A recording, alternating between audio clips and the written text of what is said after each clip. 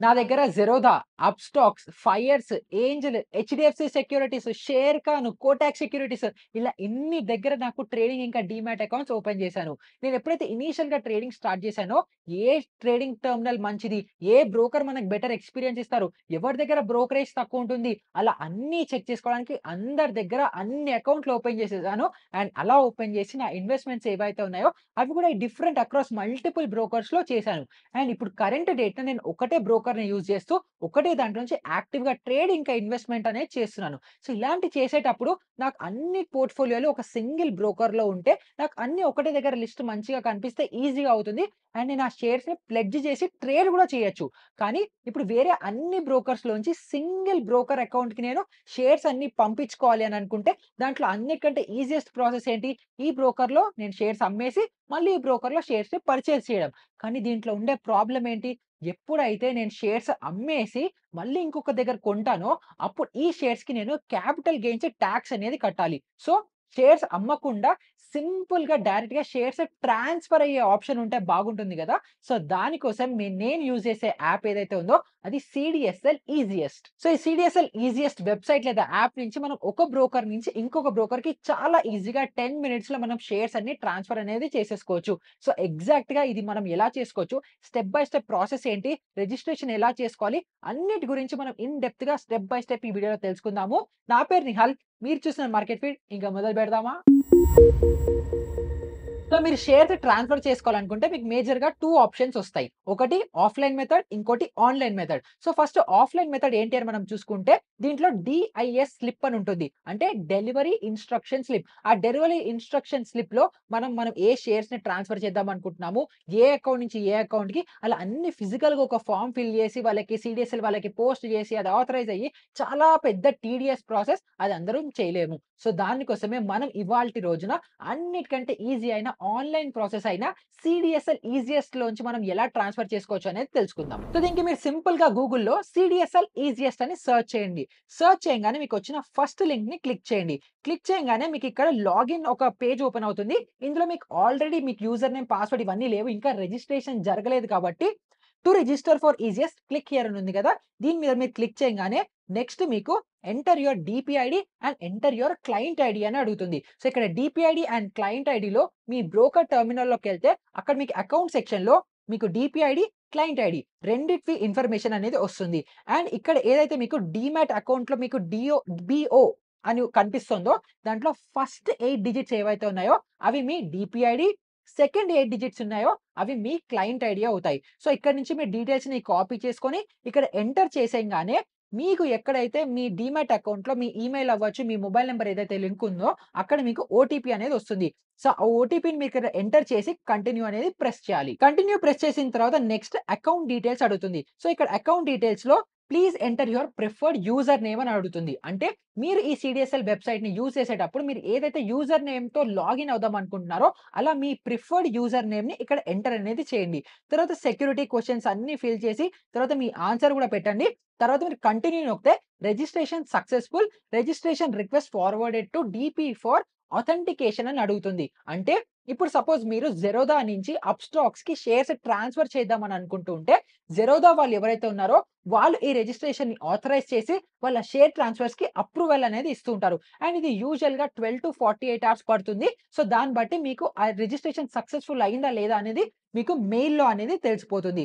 So, ఇక్కడ మీరు okay అని చెప్పిన తర్వాత నెక్స్ట్‌లోకెళ్తే ఇక్కడ ట్రస్టెడ్ డీటెయిల్స్ అడుగుతుంది. ఇక్కడ మీరు ఎంటర్ ట్రస్టెడ్ బీఓఐడీ అని ఉంది. అంటే మీరు ఏదైతే అకౌంట్‌కి షేర్స్ పంపించాలనుకుంటున్నారో ఆ అకౌంట్ యొక్క డీమ్యాట్ అకౌంట్ ఐడీ ఇక్కడ ఎంటర్ చేయాలి. అంటే ఇందాక మనం సపోజ్ జెరోదా నుంచి అప్‌స్టాక్స్‌కి షేర్స్ ట్రాన్స్‌ఫర్ చేస్తున్నామని అనుకుంటే, ఇందాక స్టార్టింగ్‌లో మనము జెరోదా యొక్క డీపీఐడీ, క్లయింట్ ఐడీ ఎంటర్ చేసాము. ఇప్పుడు సిమిలర్‌గా మనం ఇక్కడ ట్రస్టెడ్ డీటెయిల్స్‌లో మన అప్‌స్టాక్స్ యొక్క డీమ్యాట్ అకౌంట్ ఐడీని ఎంటర్ చేయాలి. ఇది మీరు అప్‌స్టాక్స్ లేదా మీరు ఏదైతే అకౌంట్‌కి షేర్స్ ట్రాన్స్‌ఫర్ చేద్దాం అనుకుంటున్నారో వాళ్ళ అకౌంట్ సెక్షన్‌లో మీకు ఇక్కడ వచ్చేస్తుంది. సో, ఆ డీటెయిల్స్ ఇక్కడ మీరు ఎంటర్ చేసి మళ్ళీ కంటిన్యూ నొక్కంగానే మీకు మళ్ళీ రిజిస్టర్డ్ మొబైల్ నంబర్‌కి మీకు ఓటీపీ అనేది వస్తుంది. అండ్ ఆ ఓటీపీని ఎంటర్ చేయాల్సి ఉంటుంది. సో, అలా ఎంటర్ చేసిన తర్వాత ఇక్కడ ఎంటర్ బీఓ గ్రూపింగ్ డీటెయిల్స్ అని ఉంటుంది. సో, ఇవన్నీ మీరు అక్కడ ఏవైతే కనిపిస్తుందో వదిలేసి సింపుల్‌గా సబ్మిట్ అని నొక్కి మళ్ళీ కంటిన్యూ చేసేయడమే. కంటిన్యూ నొక్కిన తర్వాత మీకు ఫైనల్‌గా congratulations kindly await authentication from your DP to activate your login అనే ఒక సైన్ వస్తుంది. అంటే ఇప్పుడు మీరు ఏదైతే జెరోదా అకౌంట్ ఇచ్చారో అక్కడి నుంచి కన్ఫర్మేషన్ అనేది వస్తుంది. మీరు షేర్ ట్రాన్స్‌ఫర్స్‌కి జెరోదా అనే అకౌంట్ వాళ్ళు అప్రూవల్ అనేది ఇస్తారు. అండ్ దానికోసం మీకు ఒక అప్రూవల్ ఈమెయిల్ ఐడీ కూడా వస్తుంది. సారీ, ఒక ఈమెయిల్ వస్తుంది మీ అకౌంట్‌కి. దాంట్లో మీకు యూజర్ నేమ్ అవ్వచ్చు, పాస్వర్డ్ అవ్వచ్చు అన్నీ కూడా మీకు ఇన్ఫర్మేషన్‌తో ఒక ఈమెయిల్ అనేది వస్తుంది. సో, ఆ డీపీ అథెంటికేషన్ అయిపోయిన తర్వాత నాకేదైతే పాస్వర్డ్ ఉన్న ఈమెయిల్ రావాలో ఆ ఈమెయిల్ రావడానికి నాకు ఆల్‌మోస్ట్ 24 అవర్స్ పట్టింది. సో, 24 అవర్స్ తర్వాత నాకు ఈమెయిల్‌లో నాకు పాస్వర్డ్ వచ్చిన తర్వాత సింపుల్‌గా మళ్ళీ సీడీఎస్ఎల్ ఈజియెస్ట్ వెబ్‌సైట్‌లోకొచ్చి యూజర్ నేమ్ ఎంటర్ చేయాలి. ఈ యూజర్ నేమ్ ఏంటి? మనం ఇందాక ముందర ప్రాసెస్‌లో సెలెక్ట్ చేసుకున్న యూజర్ నేమ్ ఇక్కడ ఎంటర్ చేస్తాము. అండ్ పాస్వర్డ్ వచ్చేసి మనకి ఈమెయిల్‌లో వచ్చిన పాస్వర్డ్ ఎంటర్ చేస్తాము. సో, తర్వాత మనం లాగిన్ అవ్వంగానే మనకొక పాపప్ వస్తుంది. ఇందులో ఓల్డ్ పాస్వర్డ్, న్యూ పాస్వర్డ్ అని చెప్పి. అంటే ఏదైతే ఈమెయిల్‌లో మనకు పాస్వర్డ్ వచ్చిందో దాన్ని రీసెట్ చేసుకోమని అడుగుతుంది. సో, ఇక్కడ మనం ఈమెయిల్‌లో వచ్చిన ఓల్డ్ పాస్వర్డ్‌ని ఎంటర్ చేసుకోవాలి. అండ్ దాని తర్వాత ఫ్రెష్ న్యూ పాస్వర్డ్‌ని ఎంటర్ చేసి సబ్మిట్ కొట్టిన తర్వాత మళ్ళీ మనకి లాగిన్ వస్తుంది. అక్కడ మళ్ళీ మన యూజర్ నేమ్, మళ్ళీ మన పాస్వర్డ్ ఇప్పుడు సెట్ చేసుకున్న పాస్వర్డ్‌తో లాగిన్ అయిపోతే మనకి ఇలా ఒక రకమైన డాష్‌బోర్డ్ అనేది ఓపెన్ అయిపోతుంది. సో, ఇలా ఓపెన్ అయిపోయిన తర్వాత అన్నిటికంటే ఫస్ట్ మనం చేయాల్సిన ప్రాసెస్ ఏంటంటే పిన్‌ని చేంజ్ చేసుకోవాలి. సో, దీనికి మీరు సింపుల్‌గా ఇక్కడ మిస్‌లీనియస్ అనే ట్యాబ్ ఉంటుంది. ఆ ట్యాబ్‌ని మీరు క్లిక్ చేయంగానే చేంజ్ పిన్ అని ఉంటుంది. సో, ఇక్కడ మీరు చేంజ్ పిన్‌ని సెలెక్ట్ చేసుకున్న తర్వాత ఇక్కడ ఓల్డ్ పిన్, న్యూ పిన్, రీ ఎంటర్ న్యూ పిన్ అని ఉంటుంది. ఈ ఓల్డ్ పిన్ ఏంటి? ఇది మళ్ళీ మీకు ఈమెయిల్‌లో వచ్చి ఉంటుంది. సో, అక్కడ ఈమెయిల్‌లో వచ్చిన పిన్‌ని మీరు ఇక్కడ ఎంటర్ చేసుకుంటూ న్యూ పిన్‌ని మీరు మళ్ళీ రీసెట్ చేసుకోండి. ఇది చాలా ఇంపార్టెంట్. ఎందుకంటే ఈ పిన్ గనుక మీరు మిస్ ఔట్ అయిపోతే మీరు ఎప్పుడైతే షేర్స్‌ని ట్రాన్స్‌ఫర్ చేద్దాం అనుకుంటున్నారో అప్పుడు మళ్ళీ పిన్ అడుగుతుంది. అప్పుడు మీకు గనుక పిన్ లేకపోతే చాలా ప్రాబ్లమ్ అవుతుంది. సో, మీరు లాగిన్ అయిన వెంటనే సింపుల్‌గా ఇక్కడ మిస్‌లీనియస్‌కి రండి. మిస్‌లీనియస్‌కొచ్చిన తర్వాత చేంజ్ పిన్ సెలెక్ట్ చేసుకోండి. అండ్ ఇక్కడ ఓల్డ్ పిన్ మీకు ఈమెయిల్‌లో వచ్చిన పిన్‌ని ఎంటర్ చేసుకుంటూ తర్వాత న్యూ పిన్‌ని ఎంటర్ చేయండి. రీ ఎంటర్ చేయండి. సింపుల్‌గా సబ్మిట్ అనేది చేసేయండి. ఇలా సబ్మిట్ చేసేసిన తర్వాత నెక్స్ట్ మీరు చేయాల్సిన ప్రాసెస్ ఏంటంటే మీరు ఏదైతే అకౌంట్‌కి షేర్స్ రిసీవ్ చేసుకుందాం అనుకుంటున్నారో దాన్ని మీరు మళ్ళీ బిఓ లింకింగ్ చేయాల్సి ఉంటుంది. ఐ నో మనం స్టార్టింగ్‌లో ఆల్రెడీ చేసాం కదా! మళ్ళీ ఎందుకు చేయాలని మీ అందరికీ డౌట్ రావచ్చు. బట్ సెబీ రూల్స్, సెబీ ఏదైనా చెప్పింది అలా చెయ్యాలి అని అనుకుంటే ఇక ఎవ్వరు ఏం మాట్లాడకూడదు. ఆ ప్రాసెస్‌ని మనం ఫాలో అవ్వాల్సిందే. సో, సింపుల్‌గా మళ్ళీ ఏం చేయొచ్చు, ఇక్కడ ట్రాన్సాక్షన్ టాబ్ కనిపిస్తుంది గదా! ఈ ట్రాన్సాక్షన్ టాబ్ మీద సెలెక్ట్ అనేది చేయండి. సెలెక్ట్ చేసిన తర్వాత మీకిక్కడ బిఓ లింకింగ్ ఉంటుంది. ఆ బిఓ లింకింగ్‌ని మీరు సెలెక్ట్ చేయంగానే మళ్ళీ బిఓ లింకింగ్ సెటప్ వస్తుంది. సో, ఆ బిఓ లింకింగ్ సెటప్ మీద మీరు సెలెక్ట్ చేయంగానే ఎంటర్ బయో బిఓ అని ఉంటుంది. సో, ఫస్ట్ ఇక్కడ బయర్ బిఓ ఉంది గదా! ఇక్కడ సీడీఎస్ఎల్‌ని సెలెక్ట్ చేసేయండి. ఎందుకంటే మన డిపాజిటరీ సీడీఎస్ఎల్ కాబట్టి సీడీఎస్ఎల్‌ని సెలెక్ట్ చేసిన తర్వాత ఎంటర్ బయో బిఓ దగ్గర మీరిప్పుడు జెరోదా నుంచి అప్‌స్టాక్స్‌కి షేర్స్ ట్రాన్స్‌ఫర్ చేస్తున్నారు కాబట్టి ఇక్కడ బయర్ బిఓలో మీరు అప్‌స్టాక్స్ యొక్క డీమాట్ అకౌంట్ ఐడీని ఇక్కడ ఎంటర్ చేయాలి. అండ్ అదే విధంగా ఆ అప్‌స్టాక్స్ అకౌంట్‌కి ఏదైతే పాన్ కార్డ్ లింక్ ఉంటుందో మీదే ఆ పాన్ కార్డ్ డీటెయిల్స్ కూడా ఇక్కడ మీరు ఎంటర్ బయర్ పాన్‌లో మీరు ఫిల్ చేయాల్సి ఉంటుంది. ఒకవేళ మీరు మీ పర్సనల్ అకౌంట్‌కి కాకుండా ఫ్రెండ్‌కో, రిలేటివ్‌కో ఎవరికైనా ట్రాన్స్‌ఫర్ చేయాలి షేర్స్ అని అనుకున్నప్పుడు, అప్పుడు ఇక్కడ మీరు బయర్ బిఓ దగ్గర మీరెవరైతే వేరే అకౌంట్ ఫ్రెండ్ అవ్వచ్చు, ఫ్యామిలీ అవ్వచ్చు, రిలేటివ్స్ అవ్వచ్చు, వాళ్ళ అకౌంట్‌కి పంపిస్తున్నారో వాళ్ళ డీమాట్ అకౌంట్ అండ్ వాళ్ళ పాన్ కార్డ్ డీటెయిల్స్‌ని ఎంటర్ చేయాల్సి ఉంటుంది. ఒకవేళ మీరు మీ అకౌంట్‌కి ఎంటర్ చేసుకుంటూ ఉంటే మీ డీటెయిల్సే అంటే ఏదైతే అకౌంట్‌కి షేర్స్ పంపించాలనుకుంటున్నారో ఆ అకౌంట్ యొక్క డీమాట్ ఐడీ అండ్ మీ పాన్ కార్డ్ డీటెయిల్స్‌ని ఇక్కడ ఎంటర్ చేసి సింపుల్‌గా సబ్మిట్ అని నొక్కేయండి. సో, ఇక్కడ మీకు సక్సెస్‌ఫుల్ అని పాపప్ రాంగానే నెక్స్ట్ మీరు ఈ బిఓ లింకింగ్ స్టేటస్‌ని చెక్ చేసుకోవాలి. ఎందుకంటే స్టేటస్‌లో మీకు వెరిఫైడో, సక్సెస్‌ఫుల్ అలా ఏదైనా వస్తేనే తప్పితే మీరు షేర్స్ అనేది ట్రాన్స్‌ఫర్ చేసుకోలేరు. సో, ఈ స్టేటస్‌ని మీరు ఎక్కడ చూడొచ్చు అనుకుంటే మీరు సింపుల్‌గా మళ్ళీ ట్రాన్సాక్షన్ టాబ్‌ని సెలెక్ట్ చేయండి ఇక్కడ టాప్ లెఫ్ట్ కార్నర్‌లో.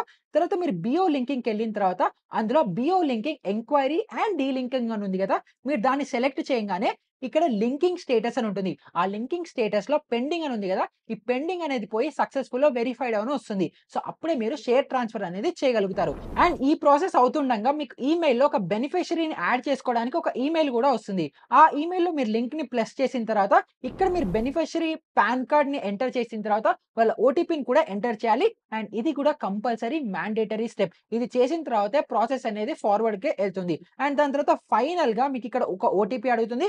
ఓటీపీ ఎంటర్ చేసిన తర్వాత మీకు ఈ లింకింగ్ ప్రాసెస్ ఏదైతే ఉందో ఇదంతా అయిపోతుంది. అండ్ అరౌండ్‌గా ఒక 24 అవర్స్ పడుతుందనుకుంటే ఇదంతా అయిపోవడానికి. ఇది ఒకసారి సెటప్ అయిపోయిన తర్వాత మీరు సింపుల్‌గా షేర్స్ అనేది ట్రాన్స్‌ఫర్ అనేది చేయగలుగుతారు. సో, ఈ రిజిస్ట్రేషన్ ప్రాసెస్ అంతా సక్సెస్‌ఫుల్‌గా అయిపోయి మీకు కన్ఫర్మేషన్ ఈమెయిల్ గూడా వచ్చేసిన తర్వాత మళ్ళీ సీడీఎస్ఎల్ వెబ్‌సైట్‌లోకి మీ యూజర్ నేమ్ అండ్ పాస్వర్డ్‌తో లాగిన్ అయిపోండి.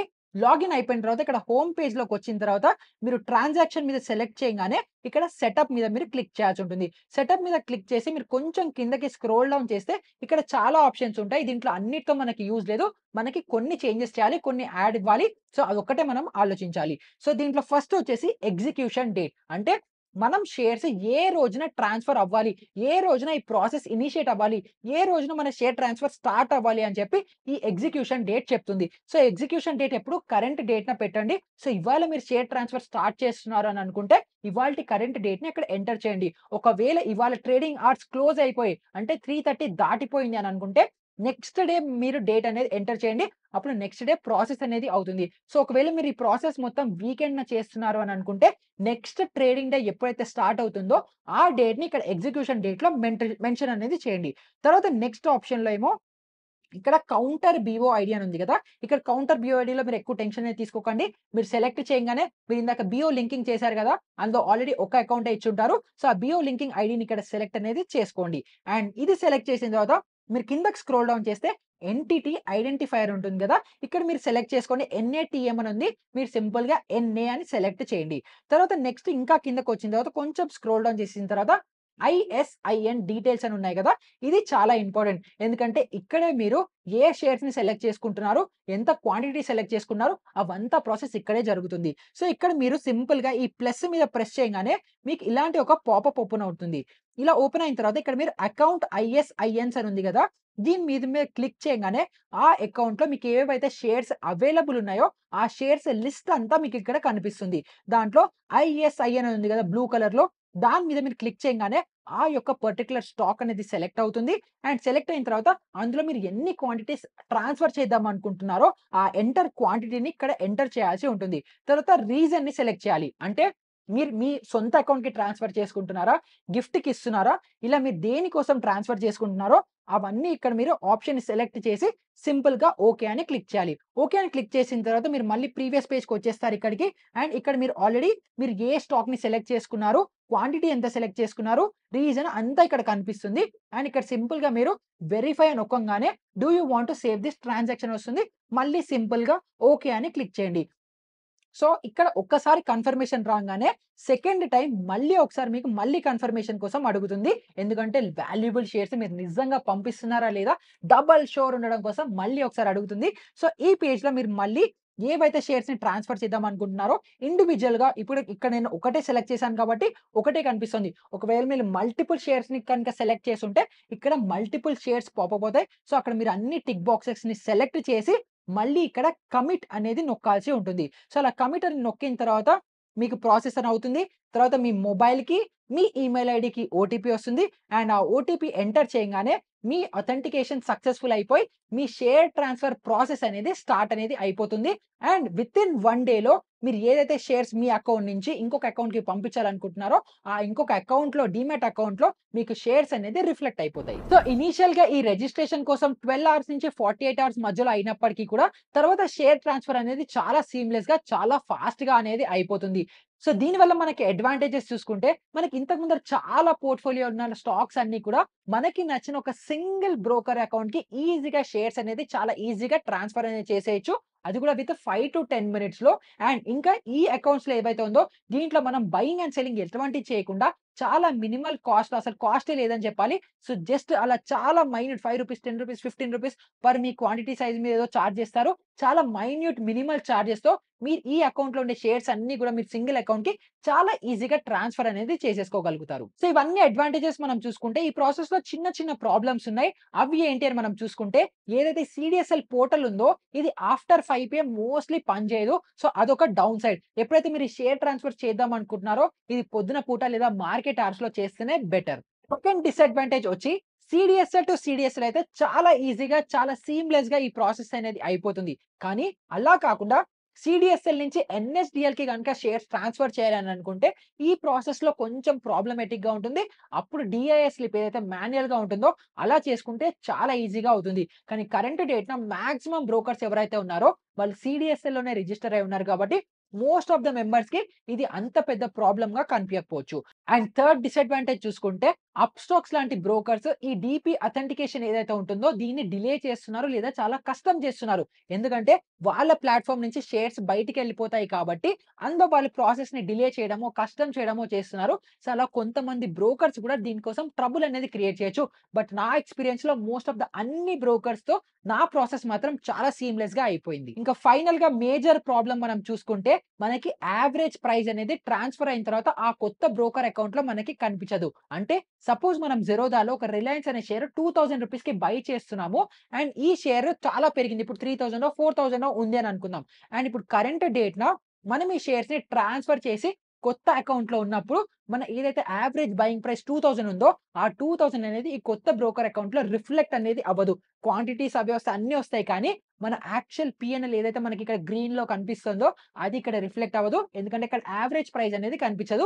సో, అదొక్కటే డౌన్ సైడ్. కానీ మనకి మాన్యుయల్‌గా మన బుర్రలో మనకు గుర్తుంది కదా! మనం ఏ ప్రైస్‌కి కొన్నామో అది ఎంత పైకొచ్చింది. ఇవన్నీ మనకి సైకలాజికల్‌గా మనకు ఆల్రెడీ ఫిక్స్ అయిపోయి ఉంది కాబట్టి యాక్చువల్ నంబర్ కనిపించకపోయినా కూడా అలా సాటిస్ఫై అవ్వాలి. బట్ ఇదొక చిన్న డౌన్ సైడ్ అని కూడా మనం చెప్పుకోవచ్చు. సో, ఈ వీడియో త్రూ మీకు స్టెప్ బై స్టెప్‌గా, క్లియర్‌గా, డీటెయిల్డ్‌గా మీ మల్టిపుల్ బ్రోకర్ అకౌంట్స్ నుంచి ఒక సింగిల్ బ్రోకర్ అకౌంట్‌కి మీ షేర్స్ అన్ని ఎలా ట్రాన్స్‌ఫర్ చేసేసుకోవాలో క్లియర్‌గా అర్థం అయిపోయిందని అనుకుంటున్నాను. అండ్ ఈ వీడియో రిలేటెడ్ మీకు ఎలాంటి డౌట్స్ ఉన్నా కూడా నాకు కింద కామెంట్స్‌లో అడగండి. డెఫినిట్‌గా వాటిని ఆన్సర్ చేసి మీకు హెల్ప్ అనేది చేస్తాను. సో, ఈ వీడియో వాల్యుబుల్‌గా అనిపిస్తే వీడియోని లైక్ చేయండి, కామెంట్ చేయండి, షేర్ చేయడం అస్సలు మర్చిపోకండి. అండ్ ఇలాంటిదే ఇంకొక మంచి ఎడ్యుకేషనల్, ఇన్ఫర్మేటివ్ వీడియోతో మళ్ళీ మీ ముందరికి వచ్చేస్తాను. అప్పటి వరకు గుడ్ బై.